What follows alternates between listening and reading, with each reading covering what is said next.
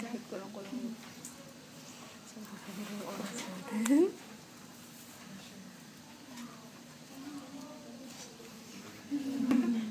that taken today? It's not obvious. It's not obvious. I'd like to thank our photographer.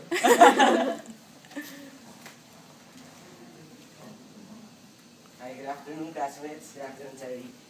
Student Learning Group 6 will now present to you the topic of open disclosure. And by far, I guess this is the best way to ensure patient safety. And why? We'll tell you in a little while. So, being in the healthcare profession has been seen to be an upside in things. I mean, people look up to nurses, doctors, and healthcare professionals that sometimes there was a time in history when people actually thought that there would be no errors done by these professionals, and they were wrong. Technology has changed, and with it are the techniques, and with those techniques that changed caused a lot of errors. All right. So okay, I'll give you. Yeah, that wasn't my background. Right. To define it, I mean, open disclosure is in fact the procedure in which communication is done if an error is done by the healthcare team. Okay, how do we do that? So communication is very important because this is the key to open disclosure. All right. Whenever we have problems in the hospitals, we think that okay, so this is going to be the problem of the patient and the nurse and the doctor. But no, the organizations, the healthcare organizations involved, the healthcare organizations take care of these people, and so they are the key to this procedure. All right. Okay. First off, environment. When we studied nursing, we heard of Florence Nightingale, and she said that the environment is the best way to treat a person. And so, I think this is where they got this idea. I mean, if the organization cannot provide a good environment for its patients, for its healthcare professionals, and for everyone who comes in and out of the organization, then nothing good will happen. Right? Okay, whenever we have a problem, if things go wrong unintentionally, there should be an investigative process. This process should be determined by the organizations, in tune, of course, with the state laws, government laws, and hospital policies or whatnots. All right. So after investigation, there should be a plan of action. This plan of action would either be the disciplinary thing to whoever made the mistake. It could be a change in the policies themselves, so as to improve the quality of service and the quality of care that we give to those patients in the future. Right. So next one. Okay, policies. You just have to follow everything. If they go through the policies, because it's going to be different. Public and private sectors will be different in their ways of producing the process, which will be discussed by one of my roommates, by the way. So they have just to look into the state laws and the contracts. Contracts meaning the contracts signed by those working for them, and contracts by the patient with the hospital, such as consent. Alright, so with doing this, of course, there are principles in open disclosure. Communication, open and timely. It should be done at the right time, the right place. When we communicate, of course, we have to acknowledge. We have to assure to ourselves that we have made a mistake. And by doing that, we have to go to the patient and express our regret. When we say regret, we just say sorry that we made the mistake. And how we do that is very much important. Expectations, all right.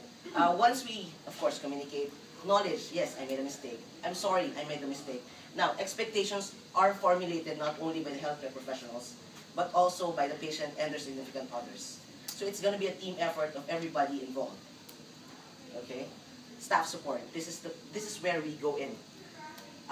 Professionals go in staff support. Sometimes they go into hiding whenever they make a mistake. Because from where I'm from, sometimes it's not really open. If we make a mistake, it's either if we fix it right away, it's alright. But here, it is important that staff support is given because people are afraid to admit they're wrong. And when we are afraid to admit that we're wrong, we start and hide, and then we don't give the quality of care we should be giving to them. Integrated risk management. This is the body that will take care of the procedures, which will be discussed again by my group members. G, good governance. This covers the law, the hospital, of course, organization. And C, confidentiality. Very much important, not only the confidentiality of the patient, the healthcare professional, the organizations, and things like that. Alright, so the next reporter will be Parvati, and she will be discussing the key issues regarding open disclosure. Good afternoon, friends. I am dealing with key issues in open disclosure. So we have to mainly look at patient issues, staff issues, organizational issues, and we will consider also the legal considerations. First, the patient issues. First, we have to look at some principles. These are the principle of autonomy, beneficence, non-malfeasance, and principle of justice. We have to respect the patient's autonomy. You all know what is meant by autonomy. Because patient has the right to accept his treatment. And the beneficence, anyone is? To do good. Yes. We are practicing the principle of beneficence by helping the patient, by not lying to the patient. And we are also practicing the principle of non-malfeasance by doing no harm. For example, if any adverse event occurred and we are not disclosing it to the patient, we are not doing justice to the patient. So it all comes under the NMC competencies 9.3 and 1.2. And communication is an integral part of open disclosure. The word itself is disclosing, openly disclosing to the patient and their family members. So the nurse has to be competent in communication skills, and while communicating to the patient and the family members, she has to be clear, supportive. Then, coming to the advocacy and support, nurse has to make sure that the patient and the family members understood the situation. She has to provide emotional support to them, and she should give additional information regarding the support systems available, such as religious representatives, if they need the help of legal advice, or some social workers, etc. Then, particular patient circumstances. For example, if a patient dies, then if it occurred due to negligence from the part of a nurse, it has to be reported to the coroner's court. And if the patient is a child, then we have to consider the child's level of understanding also. Otherwise, it can end up in legal liabilities. And the same with the case if the patient is mentally challenged person, and if the patient is having cognitive impairment, then we have to look at their level of understanding, and we have to explain to them how much they can understand. Then that is all the patient issues. Then coming to the staff issues. When an adverse event occurs, staff also suffers a lot. Then to avoid mistakes, they have to be given proper training regarding communication skills, how to implement an open disclosure policy, and how to deal with the adverse event. So it is the organization's duty to provide continuous professional development and training to the staff. Then peer support. And if staff has to be given support from the peer group and also from the organization, they have to be emotionally supported. And they have to be given proper information regarding the support systems available. If there is any conflict, it has to be provided by the organization. Then we will look at the organizational issues. Organization has to learn from their mistakes and use the knowledge for the betterment of the society. First and foremost, they should have a clear-cut open disclosure policy.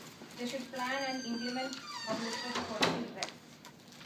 And they have to make sure that quality assurance is done by periodical monitoring and evaluation. And it is also their duty to provide training to all of the staff so that they can minimize the level of adverse events in future. Then we will look at some of the legal considerations. First of all, we have to, before coming to various liability, the organization have a duty of admission of liability. That is, we have to acknowledge that an adverse event happened and that the patient is unhappy with the event, and we have to express our regret that it happened. And in some instances, the organization is made liable for an adverse event. It is known as the vicarious liability. Then, legal professional privilege. When an adverse event occurs, some institutions, some organizations provide some documents for getting legal advice. And they are they made a, and they are clear that it should not be disclosed to a third party. It is known as the legal professional privilege. So that documents are not disclosed to a third party. There is another law that is qualified privilege legislation. It is the documents provided, that is the documents prepared for the quality assurance of an organization. It can't be disclosed to a third party. Then it is known as qualified privilege legislation. Then freedom of information legislation. And all the public hospitals come under this law of freedom of information. That is, they have the right to access information on records held by government agencies, and they have also a right to make amendments to any documents which contain personal information which is incomplete, out of date or misleading. That is the freedom of information. And coming to the privacy and confidentiality. Some jurisdictions allow for the patient's right to privacy and confidentiality on their medical information and their personal information. So to avoid a breach of this this law, we have to make sure at the time of admission itself that the patient, we have to take a consent from the patient to whom we can disclose their personal information to. And last but not the least, insurance consideration. When an adverse event occurs, all the persons who are involved will have their own insurance policies, and they should be thorough about their requirements regarding insurance, and the insurance provider has to be notified within a particular time that an adverse event had happened. This is the key issues. And next, coming to the open disclosure policy, it will be dealt by Catherine. Okay, so for the process, open disclosure process starts upon the identification of an adverse event. So it could start from a nurse identifying the event, or even a patient trying to express dissatisfaction of care. So as student nurses and for future registered nurses here in Australia, we are obliged, or it is ideal that we follow a process to solve this kind of conflicts. So first we need to decide what needs to be done immediately. So it is, we are obliged to follow or to provide a prompt and appropriate care for the patient, and it's our duty of care to prevent further harm. So in this case, as a senior healthcare professional, will start a process to identify the event, and he will decide, as well as the person who identified the event, who will disclose the error. So afterwards, they will decide what type of level response should be provided. So there are two types of level responses.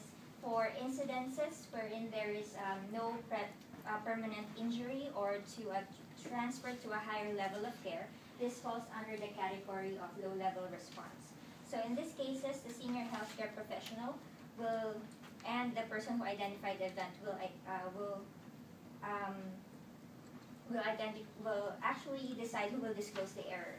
So for adverse events where there is or events that concluded to death or to a major permanent loss or lessening of body function, or to a transfer to higher level of care, this falls under the category of high-level response. So a major change in the clinical management falls under this category. So afterwards, a preliminary team discussion will start to communicate. So they will build the clinical facts and to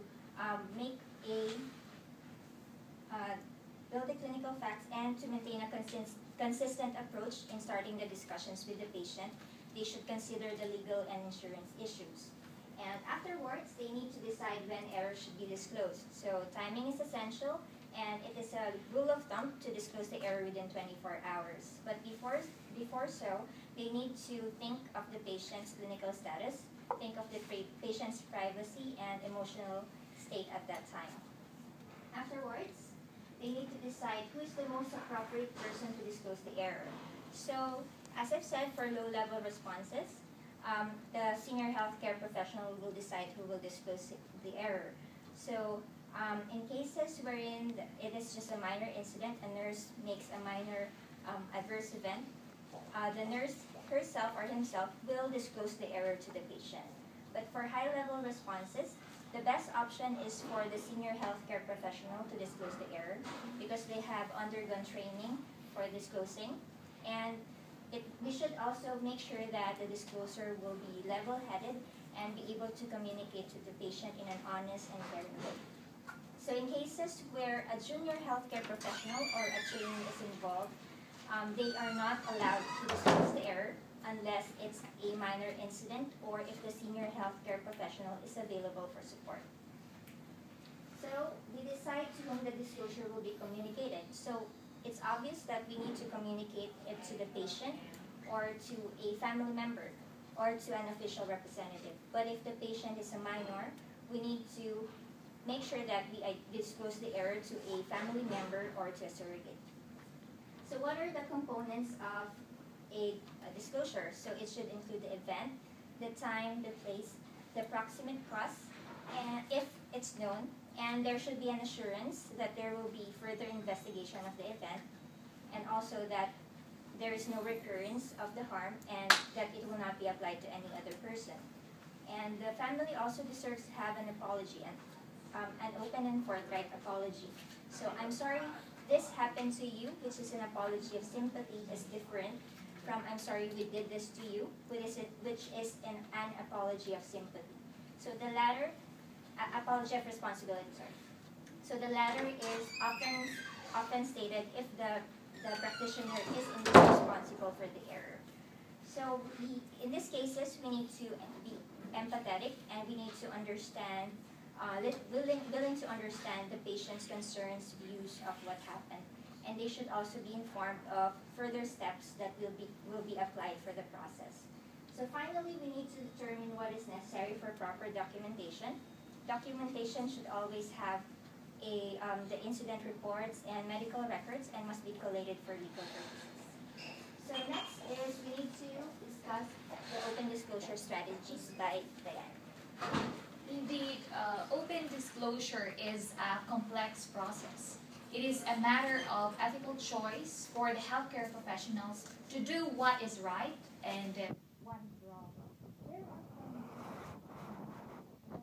healthcare professionals are reluctant about concealing the truth. One significant barrier is fear. Fear of being stereotyped as fear of facing illegal consequences, fear of facing patients and families and anger, fear of having bad impact on one's reputation, fear of being left out by peers, fear of loss of job or demotion can all be emotionally distressing for the healthcare professionals involved in the open disclosure process. Another major barrier is lack of support.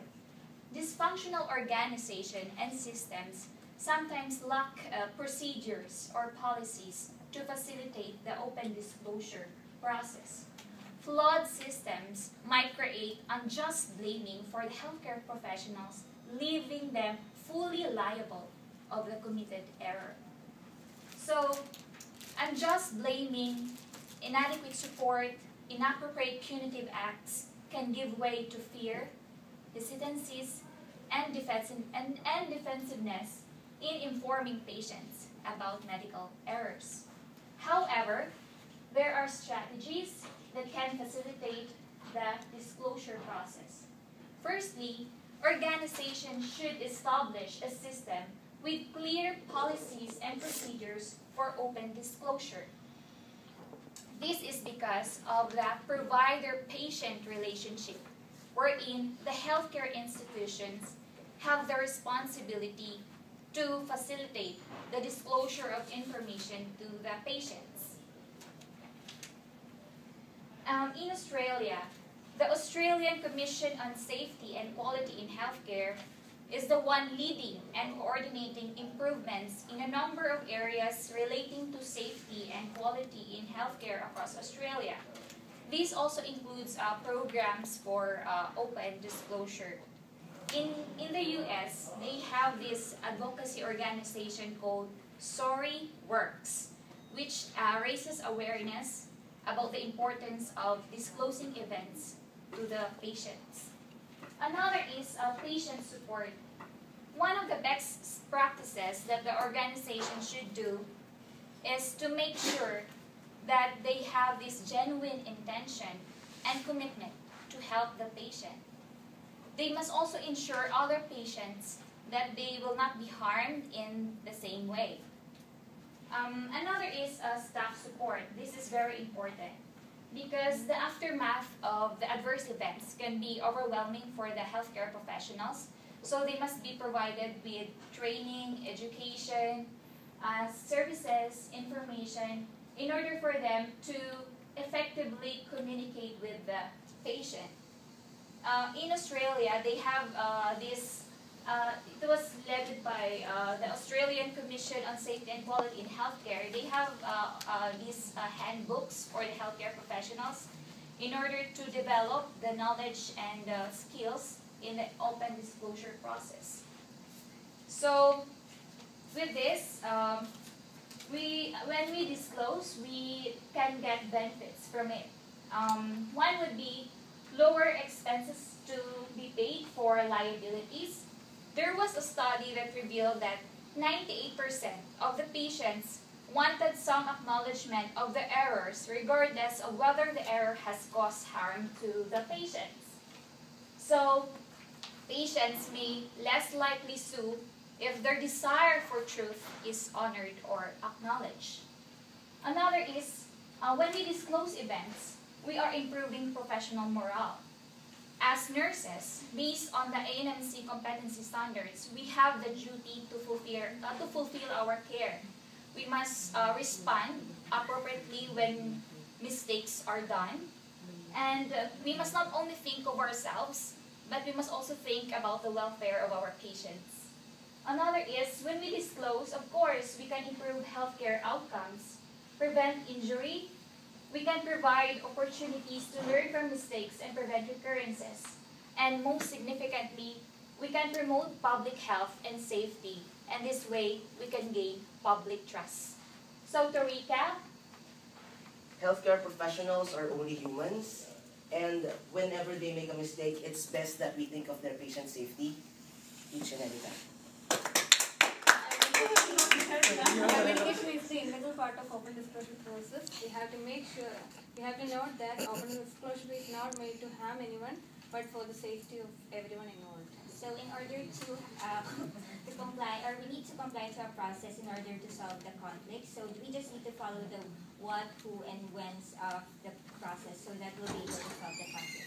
There are strategies, barriers, and certain consideration in the disclosure process, but we must take note that open disclosure is a positive move towards a transparency in the healthcare system. Honesty is still the best policy. Yay!